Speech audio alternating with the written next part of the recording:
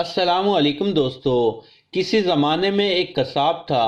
وہ رات کے وقت جا کر جانور ذبح کرتا تھا اور دن میں اپنی دکان پر لا کر اس کا گوشت بیچا کرتا تھا۔ جب وہ جانور ذبح کرتا تو خون اس کے کپڑوں پر لگ جاتا، مگر وہ گھر آ کر خون آلودہ کپڑے بدل لیا کرتا تھا۔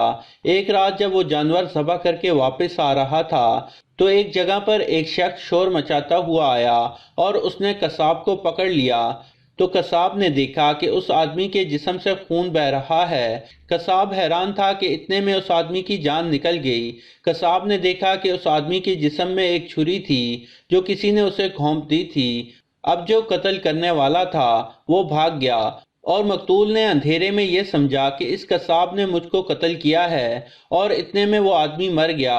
اب لوگوں نے اس قصاب کو بھی دیکھا، اس آدمی کو بھی دیکھا اور قصاب کے کپڑوں پر لگے خون کو بھی دیکھا۔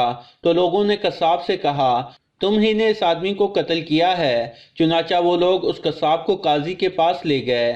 قصاب پر مقدمہ چلا اور قاضی نے مقتول کو دیکھ کر لوگوں کی گواہی سنی اور قصاب پر قصاص کا حکم سنا دیا گیا کہ جان کے بدلے قصاب کی جان لی جائے گی۔ اور جب قصاب کو مجمع میں پھانسی کے لیے لایا گیا تو اس کی آنکھوں سے آنسو نکل رہے تھے۔ پھانسی کے لیے لانے والے نے اس سے کہا، تم کیوں رو رہے ہو؟ کیا تمہیں اپنے جرم پر ندامت ہو رہی ہے؟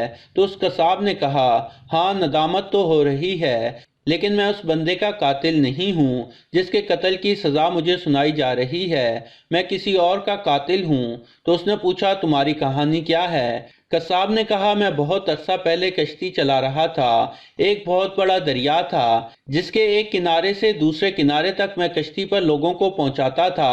ایک دن ایک عورت اور لڑکی میری کشتی پر سوار ہوئیں۔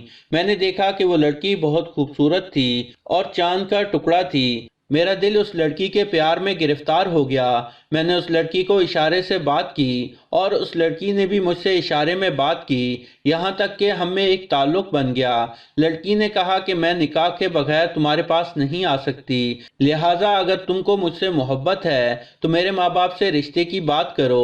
میں نے اس کے باپ سے رشتے کی بات کی تو اس نے کہا، میری بیٹی خوبصورت ہے، نیک ہے، تمہارے پاس نہ کوئی علم ہے نہ نیکی ہے اور تم میں بہت خامیاں ہیں، لہٰذا میں اپنی بچی کا رشتہ تم سے نہیں کر سکتا۔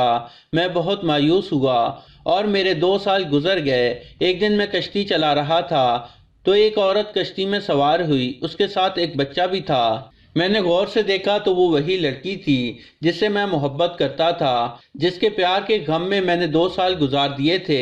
میں نے اس سے باتیں کرنا شروع کر دیں تو اس نے کہا کہ دیکھو، میں تم سے بات نہیں کر سکتی، میری شادی ہو گئی ہے، اب میرا خاوند بھی ہے اور یہ میرا بیٹا ہے، میں کسی کی امانت ہوں، خیانت نہیں کر سکتی، تم مجھ سے بات نہ کرو۔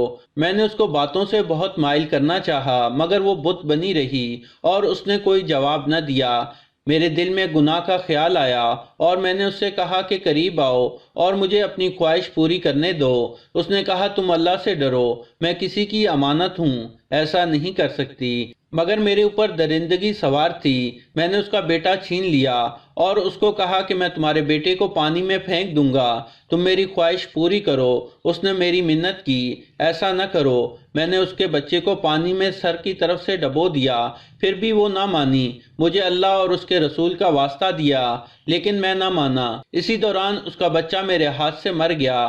اب وہ اکیلی ہو گئی۔ میں نے اس سے کہا، اب میری بات مان جاؤ۔ اس نے کہا، تم جو مرضی کر لو، میں اللہ کے حکم کو نہیں توڑ سکتی۔ میرے اوپر درندگی سوار تھی لیکن میں ناکام ہو گیا۔ پھر وہ لڑکی اپنے بچے کے غم میں رونے لگی۔ میں نے سوچا یہ باہر جا کر یہ مجھ پر بچے کے قتل کا مقدمہ کرے گی، میں پھانسی لگ جاؤں گا، تو میں نے سوچا کہ اس لڑکی کو بھی مار دوں، لہٰذا میں نے اپنا گناہ چھپانے کے لیے لڑکی کو بھی مار کر پانی میں پھینک دیا۔ میں نے 20 سال پہلے ان ماں بیٹے کو قتل کیا اور ڈر کے مارے میں نے کشتی کا کام چھوڑ کر قصاب کا پیشہ اختیار کر لیا، مگر اللہ تعالیٰ کی لاٹھی بے آواز ہے۔ آج 20 سال گزر جانے کے بعد بظاہر میں بے قصور ہوں، اس آدمی کو میں نے قتل نہیں کیا، مگر اس کے قتل کے بدلے میں اللہ تعالیٰ نے مجھے آج پھانسی کے تختے پر لا کھڑا کیا۔ سچ ہے کہ اللہ کی لاٹھی بے آواز ہوتی ہے۔ تو دوستو یہ تھی ہماری آج کی کہانی۔ یقیناً آپ کو پسند آئی ہوگی۔ پسند آنے کی صورت میں اسے لائک کریں اور اسے اپنے دوستوں کے ساتھ شیئر ضرور کریں، اور ہمارے چینل کو سبسکرائب کرتے ہوئے ساتھ موجود گھنٹی کا بٹن بھی دبا دیں۔ شکریہ۔